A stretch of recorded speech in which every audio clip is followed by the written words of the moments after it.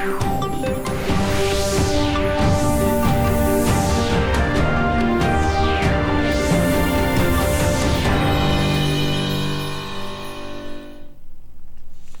नाजरीन, इस वक्त की अहम खबरों में आपका इस्तकबाल है। मैं हूं अब्दुल्ला। दिल्ली में वाक़े जवाहरलाल नेहरू यूनिवर्सिटी में कल रात उस वक्त तशद्दुद फूट पड़ा जब कुछ नकाबपोश अफराद ने लाठियों से तलबा और असातिज़ा पर हमला किया। इन अफराद ने कैंपस में मौजूद जायदाद को भी नुकसान पहुंचाया, जिसके बाद इंतजामिया को पुलिस बुलानी पड़ी। पुलिस ने कैंपस में फ्लैग मार्च किया। इस तसादुम में तकरीबन 28 तलबा के जख्मी होने की इत्तला है। जख्मी तालिब इल्मों का एम्स के ट्रामा सेंटर में इलाज जारी है। हादसे के बाद कैंपस में और आसपास बड़ी तादाद में पुलिस फोर्स को तैनात किया गया है और यूनिवर्सिटी के दाखिली दरवाजे को बंद कर दिया गया है। तलबा ने इल्ज़ाम आयद किया कि हमलावरों ने हॉस्टल में घुसकर तलबा और असातिज़ा के साथ मारपीट की। वज़ीर दाखिला अमित शाह ने दिल्ली पुलिस के सरबराह अमल पटनायक से बात की और उनसे रिपोर्ट तलब की है। दिल्ली पुलिस के सदर दफ्तर के बाहर रात को बड़ी तादाद में तलबा ने मुजाहरा किया।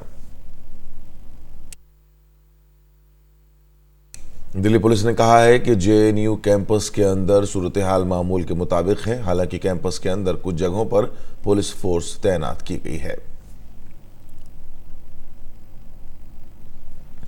फ़रोग़ इंसानी वसाइल की वजारत ने जेएनयू में तशद्दुद की मज़म्मत की है। वजारत ने ट्वीट करके कहा कि वजारत के नोटिस में आया है कि नकाबपोश अफराद का एक ग्रुप जेएनयू कैंपस में दाखिल हुआ, पत्थर फेंके, इमलाक को नुकसान पहुंचाया और तलबा पर हमला किया। ये इंतहाई मज़मूम हरकत है। इस तरह के तशद्दुद को बर्दाश्त नहीं किया जाएगा। जेएनयू इंतजामिया ने जेएनयू में नज़्म व नस्क़ बरकरार रखने के लिए पुलिस को तलब किया है। वज़ीर ख़ारजा एस जयशंकर ने जेएनयू में हुए तशद्दुद की मज़म्मत की है। जयशंकर ने ट्वीट किया कि जेएनयू तशद्दुद की मज़म्मत करता हूँ, यूनिवर्सिटी की रिवायत और सकाफ़त के खिलाफ है। बीजेपी ने कल से शहरियत तरमीम कानून के हक़ में 10 रोज़ा अवामी राब्ता मुहिम शुरू कर दी है। इसके तहत मरकज़ी वज़रा मुल्क के मुख्तलिफ हिस्सों में घर घर जाकर लोगों से राब्ता कर रहे हैं। इस मुहिम के दौरान पार्टी के रहनुमा और कारकुनान शहरियत तरमीम कानून की हिमायत में 3 करोड़ कुनबों से राब्ता करेंगे।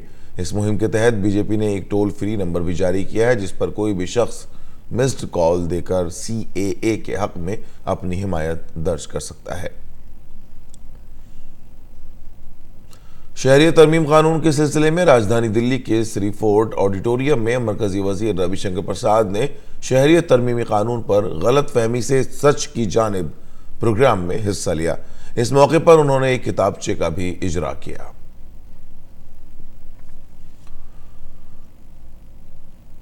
शहरियत तरमीमी कानून के लिए लोगों में बेदारी पैदा करने की मुहिम के तहत वज़ीर दाखिला अमित शाह ने कल दिल्ली के लाजपत नगर का दौरा किया और एक घर में जाकर लोगों को CAA के बारे में बताया।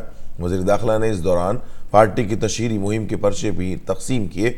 अमित शाह ने दिल्ली में होने वाले असम्बली इंतखाबात में बीजेपी की जीत की उम्मीद का इजहार किया।